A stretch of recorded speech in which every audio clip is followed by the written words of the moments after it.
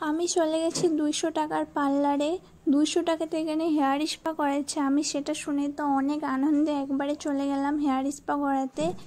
আর চুলটা দেখছি কেমন আছে এখন, তারপর হবে কেমন, অনেক আশা করে গেছিলাম, জানি না কেমন এবার হবে।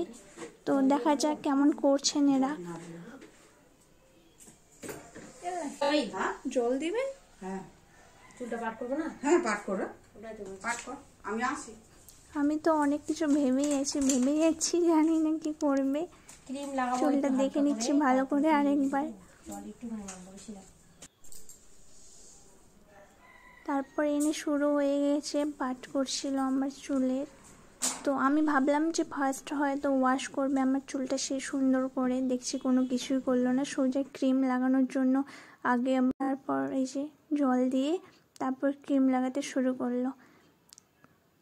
ক্রিমের পরিমাণটা এত কম ছিল আর জলের পরিমাণটা পুরো জল করে দিয়েছে চুলটা আমায়।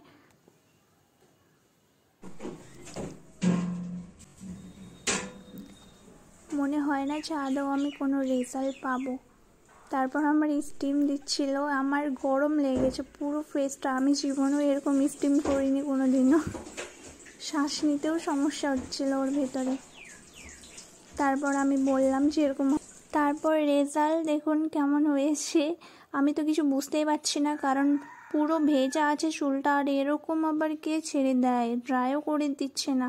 তারপরে বাড়ি এসে দেখছি যেরকম ছিল তার একটু চেঞ্জ হয়েছে, জাস্ট একটু।